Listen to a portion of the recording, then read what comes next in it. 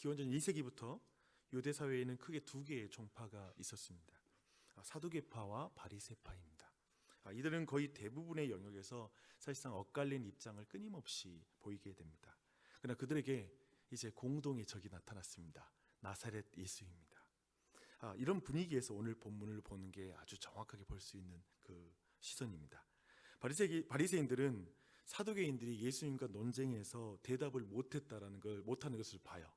특별히 마가복음 그것을 현장에서 보는 것으로 표현하고 있고, 이제 마태복음은 좀 더 그것을 전에 듣고 그냥 상황을 모든 걸 보는 것을 그려주고 있습니다. 마태복음은 바리새인들이 예수님과 토론 배틀을 준비하기 위해 한번 모였다라는 것을 암시하는 그런 장면으로 설명하고 있습니다. 지금 이 대화는 지금 매우 적대적인 동기에서 이 대화가 시작되고 있다는 것입니다. 바리새파와 사두개파를 지난 주일에 들었던 말씀으로 한번 연결해서 한번 이해해 볼 수 있을 것 같습니다. 지금 이 둘 모두 공이 모든 지식을 가지고 있다라고 생각하고 있습니다. 그러나 그들의 지식은 사랑 없는 지식이죠. 그래서 예수님과 토론 배틀에서 이김으로써 자기 종파의 우월함을 드러내는데 이 지식을 사용하고 싶은 거예요. 그리고 질문의 대상이 말씀 자체이신 예수님이잖아요. 그런 의미에서 이러한 질문이 얼마나 교만한가라는 것을 또한 드러냅니다.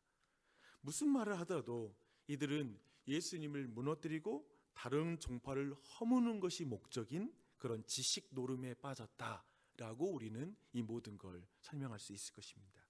이제 무슨 대화가 있었는지 대략 한번 살펴보도록 하겠습니다. 바리새파 간판 선수가 나와서 이제 예수님께 묻습니다. 모든 계명 중에 첫째가 무엇이니까? 예수님은 신명기 6장 5절을 인용해서 대답하십니다. 너는 마음을 다하고 뜻을 다하고 힘을 다하여 내 하나님 여호와를 사랑하라. 이어서 예수님은 이어서 묻지도 않았는데, 이게 중요해요. 묻지도 않았는데 둘째로라고 말씀하십니다. 둘째까지 말씀하세요. 레위기 19장 18절을 인용하십니다. 내 이웃을 내 자신과 같이 사랑하라 라고 말씀하십니다. 예수님은 왜 묻지도 않았는데 가장 중요한 거 하나 말해달라고 했는데 왜 둘째까지 말씀하실까라는 한번 그런 질문을 해보았습니다. 예수님은 하나님 사랑과 이웃 사랑을 연결해서 큰 계명이라고 이렇게 말씀하고 있습니다. 이보다 큰 계명이 없느니라. 흥미로운 것은 이보다 더 큰 계명이 없다 할 때 이 계명이 단수로 사용되고 있다는 거예요. 첫째, 둘째 이렇게 하면 우리는 복수가 되는 건데, 이 모든 것을 묶어서 하나로 예수님께서 생각하고 이것을 성경의 모든 율법의 요약이라고 말씀하고 있습니다. 하나님 사랑과 이웃 사랑이 함께 가는 것임을 강조하는 것입니다. 그렇다면 하나님을 사랑한다고 말하면서 이웃 사랑을 하지 않는 것을 어떻게 봐야 하나라는 이 질문이 다시 한번 우리 그리스도인들에게는 나올 수밖에 없습니다. 왜냐하면 그것이 자꾸 분리될 때를 우리가 너무나 자주 경험적으로 갖게 되기 때문에 그렇습니다. 그래서 우리는 정말 이 말씀들에 갈등하며 정말 내가 하나님 사랑하는 것일까? 도대체 뭐가 문제지? 라는 생각을 해보았을 것입니다. 마치 사랑 없는 지식이 너무나 조용하게 광범위하게 그렇게 퍼지는 것처럼 이웃 사랑 없는 하나님 사랑도 널리 퍼진 것 같습니다. 이 부분에 대해 말하는 것이 바로 사실상 사마리아인의 비유가 이 부분을 굉장히 잘 지적하고 있습니다. 근데 이 비유가 자체가 사실은 오늘 본문과 완전 평행 본문은 아닌데, 여러분 가진 성경을 보면 딱 사마리아 본문을 그 옆에다 가로쳐 놓고 그 말씀이 연결돼 있어요. 한번 보세요. 이 비유는 율법 교사가 내가 무엇을 하여야 영생을 얻으리까? 라는 질문으로 시작합니다. 예수님은 하나님을 사랑하고 이웃을 사랑해야 한다라고 이렇게 말씀을 하시죠. 그리고 나서 예수님은 선한 사마리아인의 비유를 이제 말씀하는 것입니다. 강도 만나서 죽어가는 자를 제사장과 레위인은 보고 피하여 지나갑니다. 이 세 가지 동사를 사용합니다. 보고, 피하여, 지나갔다. 자타공인 제사장과 레위인은 하나님을 마음을 다하고 뜻을 다하고 힘을 다하여 사랑하는 사람들의 대표들이죠. 그러나 그들은 죽어가는 자를 보고도 무심하고 죽어가는 자를 보고 피함으로 도울 뜻이 없다라는 걸 드러내고, 또 지나감으로 악함을 드러내고 있는 것이죠. 예수님은 하나님에 대해서 잘 알고 있다고 그리고 하나님을 정말 사랑하고 있다라고 모든 사람이 공인하는 그 정평이 난 둘을 통해서 하나님 사랑과 이웃 사랑이 완벽하게 단절되어 버린 신자의 모습을 확 드러내 버립니다. 굉장히 중요한 질문입니다. 예수님은 대신 강도 만난 자를 돕는 자로 사마리아인을 등장시켜 버립니다. 사마리아인이 누굽니까? 유대인들이 볼 때 이방인들보다 더 더러운 이단이라고 생각하죠. 솔직히 여러분, 우리 모두가 불신자보다 신천지가 더 싫어요. 이해되죠? 차라리 타종교가 낫지, 저희 교회 이단을 보면 더 혐오감을 느끼게 됩니다. 그런 자로 여겨진 자들이었죠. 하지만 그가 강도 만난 자를 돕습니다. 그들이 비록 하나님을 바르게 사랑할지 모르나, 그리고 그 하나님에 대한 지식이 불완전할지는 모르나 사람 사랑할 줄 아는 거예요. 이걸 들여 가져와서 비유를 대조를 해버리는 것입니다. 이것을 보는데 예수님이 오늘날에 이 비유를 오늘날에 오셔서 한다면 아마도 등장시키는 인물 둘은 목사와 모태신앙을 등장시킬 것 같습니다. 그리고 그 세 번째로 이제 사마리아인의 자리에 신천지 교인 한 명 등장시켜서 비유를 한다면 아주 오늘날의 느낌으로 정확하게 전달되는 비유가 될 것 같습니다. 그렇게 보면 이 비유는 우리에게 더욱 묵직하게 와닿는 것 같습니다. 왜 이단이 정통 교단보다 왜 이렇게 빨리 성장하는 것일까? 우리는 많은 질문을 해봤고 여러분 가지고 있는 답이 있겠죠. 야, 마지막 종말이라서 이단이 이렇게 성장하는 게 그것 때문이죠 라고 말하는 것은 약간은 무책임한 해석인 것 같습니다. 또 그들은 너무 전도에 열정적이잖아요. 아유, 정통 교단은 너무 열정이 없어서 이렇게 된 거예요. 그냥 열정으로 말하는 것도 설명이 부족해 보입니다. 어쩌면 그들에게, 외롭고 지친 이들이 저 이단의 집회에 가서, 그들의 모임에 가서 더 사랑을 느끼기 때문이 아닌지를 보자는 것입니다. 왜 몰몬 교도들이 미국 사회에서는 더 정직하고 도덕적이라고 그렇게 정평이 나 있는 것일까? 왜 타종교인들이 저렇게 따뜻하게 마음을 표현하는 것일까? 라는 걸 생각해 볼 수 있다는 것입니다. 옛날에 슈퍼스타 K의 곽진원이라는 그런 가수가 한번 나와서 저는 그의 음악을 되게 좋아하기도 합니다. 통기타로 조용히 한 목소리로만 이렇게 노래하는 게 참 좋았습니다. 그의 곡 중에 자랑이라는 노래가 있어요. 네, 그 가사를 들려드릴게요. 요즘 내가 겁이 많아진 것도, 자꾸만 의기소침해지는 것도 나보다 따뜻한 사람을 만나서 기대는 법을 알기 때문이야. 또 말이 많아진 것도, 그러다 금세 우울해지는 것도 나보다 행복한 사람을 만나서 나의 슬픔을 알기 때문이야. 마음이 따뜻한 사람이 되고 싶어요. 나의 품이 포근하게 위로가 될 수 있도록.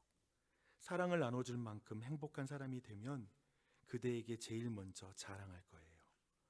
마음이 따뜻한 사람이 되고 싶어요. 나의 품이 포근하게 위로가 될 수 있도록. 사랑을 나눠줄 만큼 행복한 사람이 되면 그대에게 제일 먼저 자랑할 거예요. 그대에게 제일 먼저 안아줄 거예요. 라는 가사입니다. 곽진현이라는 가수가 어떤 종교를 가졌는지 제가 여러 번 찾아봤는데 종교를 알 수는 없습니다. 기독교인이면 좋겠지만, 그래서 야, 역시 기독교인이라서 이렇게 따뜻한 곡과 작사를 할 수 있는 거야 라고 말하고 싶습니다. 하지만 선한 사마리아인의 비유를 더 잘 드러낸다면 그가 타종교인이고 더군다나 이단에 속한 분이라면 오늘 이 설교에 더 어울린 인용으로서 그의 가사를 가져올 수 있을 것 같습니다. 겁도 많고 쉽게 의기소침해지는 젊은 가수가 자신보다 기쁘고 따뜻한 사람을 만나서 기대는 법을 배우고 자신도 그 사람처럼 되고 싶다고 외치는 것. 마음이 따뜻한 사람이 되고 싶어요. 사랑을 나눠줄 만큼 행복한 사람이 되면 그대에게, 어쩌면 방금 전에 말했던 자신보다 더 기쁘고 행복함으로 자신이 기대는 법을 알려준 그 사람에게 달려가서 제일 먼저 자랑하고 난 당신을 안아주고 싶다고 하는 그런 가사가 아닌가 싶습니다. 주여 안에 사랑하는 여러분, 한 가지 질문으로 오늘 말씀을 좀 정리하면 좋을 것 같습니다. 여러분, 오늘 우리가 말씀은 하나님 사랑과 이웃 사랑이 하나로 묶여 있다라는 예수님의 그 가르침, 그게 어떤 의미인지 이 의미를 조금 밝히는 결론이 되겠습니다. 여러분, 우리는 자신이 하나님을 사랑하는 것을 어떻게 알 수 있을까요? 여러분이 하나님을 사랑한다는 걸 어떻게 알 수 있으세요? 어떻게 알 수 있어요? 주일 예배 출석, 헌금, 그다음 금식, 은사, 직분, 봉사, 어떤 희생. 우리는 고린도전서 13장에서 그것이 하나님을 사랑한다는 증거가 될 수는 없다라는 거. 물론 어떤 면에서 증거는 되겠지만 그것이 완벽하게 그것만 있으면 하나님 사랑하는 것은 바로 연결되는 건 아니라는 것 정도는 다 확인했을 것입니다. 근데 무엇으로 그렇다면 하나님을 사랑하는 것을 확증할 수 있을까요, 우리가? 저는 그 방법을 예수님이 알려주고 계시다고 믿습니다. 요한복음 14장 15절에서 예수님이 이렇게 말씀하십니다. 너희가 나를 사랑하면 나의 계명을 지키리라. 21절, 나의 계명을 지키는 자라야 나를 사랑하는 자니 나를 사랑하는 자는 내 아버지께 사랑을 받을 것이요 나도 그를 사랑하여 그에게 나를 나타내느니라 라고 말씀하십니다. 그렇다면 그 계명은 뭘까요? 내 이웃을 내 몸과 같이 사랑하라.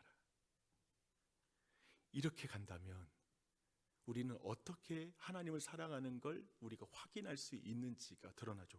이것을 좀 더 분명하게 드러낸 건 예수님의 주기도문이에요. 주기도문은 오직 유일하게 반복 구조를 가지고 있는 게 있어요. 우리가 우리에게 죄를 사하여 준 자를 사하여 준 것 같이 우리 죄를 사하여 주옵소서. 이상하게 이 둘을 연결해 버렸어요. 이 말은 무엇입니까? 우리가 하나님을 사랑하는 것을 확증할 수 있는 어떤 의미에서 유일한 방법은 내 이웃을 사랑하는 것입니다.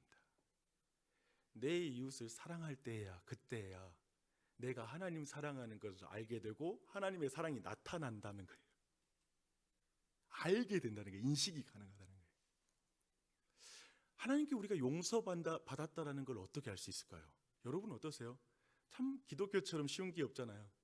어떤 의미에서 로마 가톨릭은 고해성사를 통해서 용서받은 그 선포가 가시적으로 사람들 안에 나타나는데 이건 너무 주관적이니까 도대체 내가 지금 용서받았어? 나 방금 전에 회개기도 했지만 정말 나는 용서받은 것일까라고 그렇게 궁금해지죠. 성경의 가르침이 이렇습니다. 형제를 용서할 때 내가 용서받은 것을 이제 확증하는 거예요. 그때 내가 용서받았다는 걸 아는 거예요. 1만 달란트 비유에서 나타난 그 탕감받은 자의 비유가 정확히 그것을 또한 나타내지만 제가 시간이 없어서 나눌 수는 없습니다. 하지만 정확히 그거예요.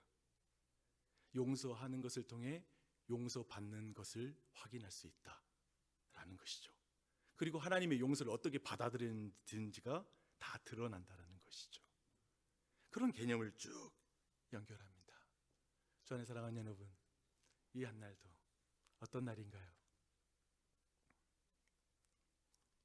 우리에게는 기대는 법을 알려주시는 분이 계십니다. 예수 그리스도이십니다. 그렇죠? 그분이 우리를 얼마나 사랑하셨는지 알고 있죠. 그 사랑, 그 하나님의 사랑, 그분께 이제 잘 배우고 계시잖아요. 그 배운 것으로 오늘 우리가 만나는 사람, 그 한 사람 한 사람을 에게 조그만한 여유, 그리고 그들에게 우리의 행복, 우리의 기쁨을 나누는 그 은혜가 우리 모두에게 넘치기를 우리 구주 예수 그리스도의 이름으로 축원합니다.